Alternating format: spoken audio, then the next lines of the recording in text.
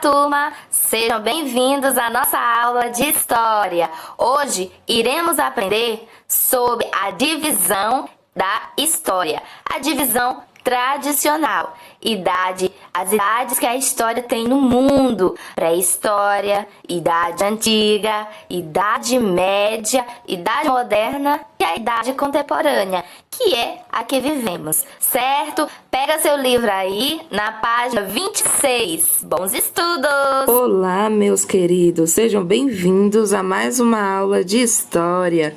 Hoje a nossa aula será sobre a divisão tradicional da história.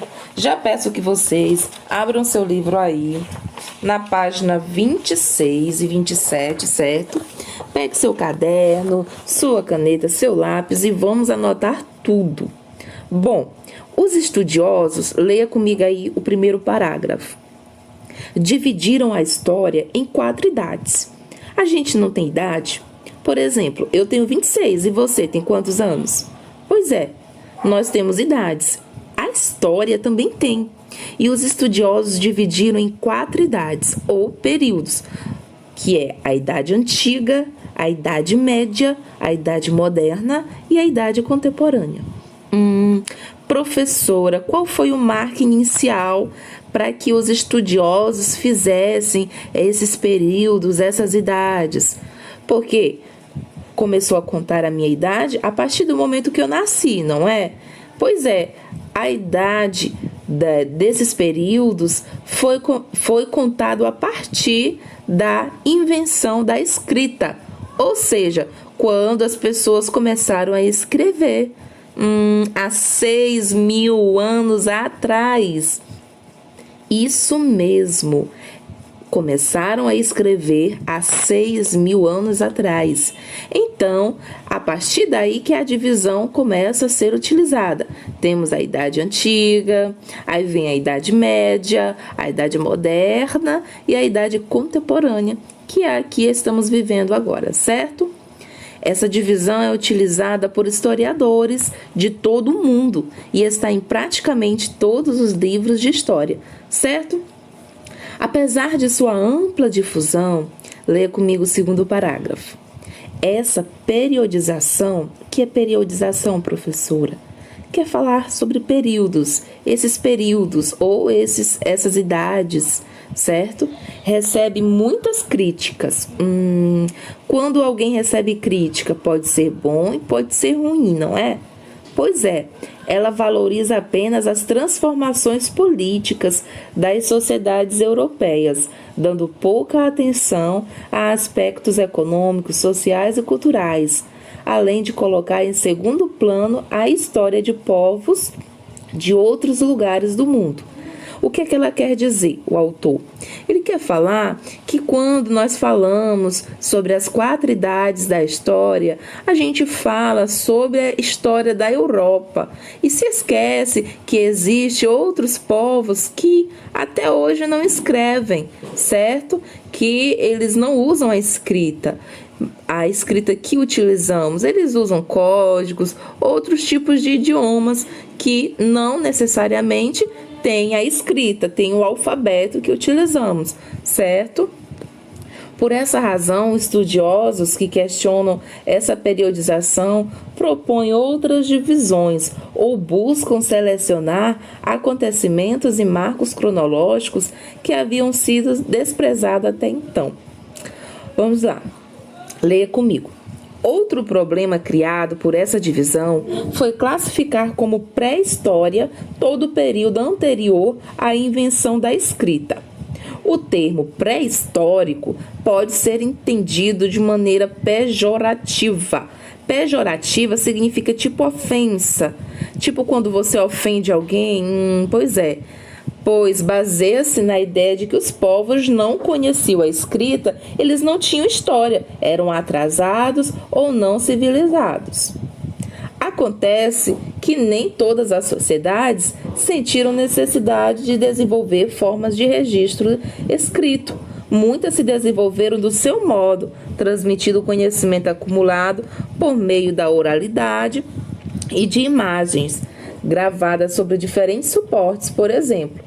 Então, pessoal, a pré-história é o período que os estudiosos consideram que foi antes da Idade Antiga. E quer dizer que pré-história é antes da história, antes de ter a escrita. Então, eles consideram que os povos que viveram nesse período não tinham tanta história como a Idade Antiga, a Idade Média, Moderna e a Idade Contemporânea. Entenderam? Pega essa cabeça, mete o pé e vai na fé. Manda essa tristeza embora. Basta acreditar que um novo dia vai raiar.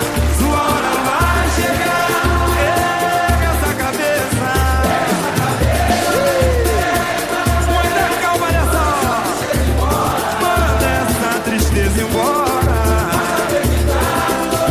Lembrando, pessoal, que ainda hoje existem povos que não desenvolveram a escrita, ou seja, eles não escrevem. Esses povos são nativos da América, são da África, da Sibéria ou da Austrália.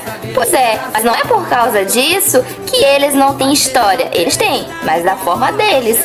Algumas dessas sociedades adotam alfabetos de outras línguas, como o alfabeto latino, para registrar os sons de seus próprios idiomas. Olha, vamos continuar na página 27. Atualmente, os pesquisadores reconhecem que todos os povos têm história. Viu, turma? Todos têm história. Os indígenas têm história, certo? Os europeus têm história. Mas também os povos que viviam na África também têm história.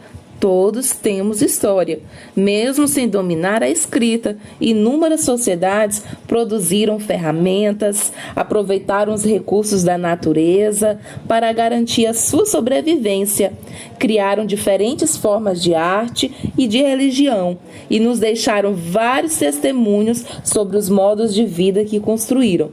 Como já estudamos, essas sociedades também possuíam suas próprias noções temporais e formas particulares de medir a passagem do tempo.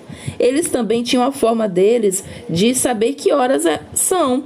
A gente usa relógio, mas muitos povos usam o próprio tempo, olham para o sol, olham para o céu e sabem qual é a hora, certo? Vamos ver essa linha do tempo que está aí no livro de vocês, na página 26 e 27.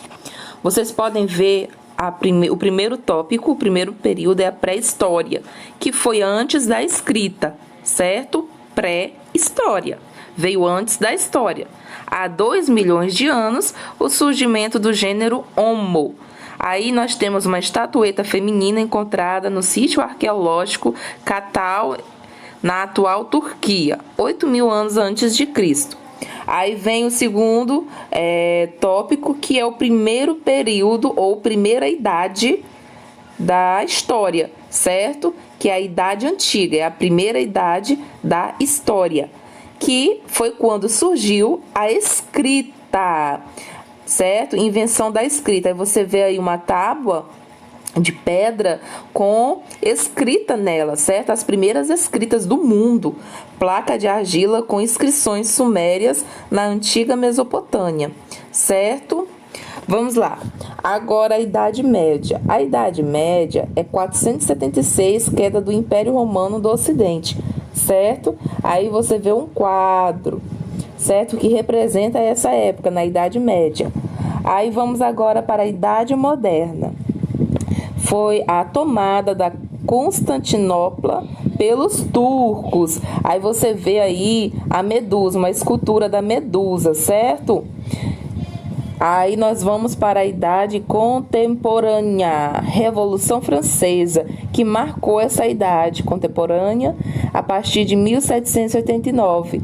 E é a idade em que vivemos, certo? Se te perguntarem qual a idade histórica que vivemos, aí você vai responder a Idade Contemporânea.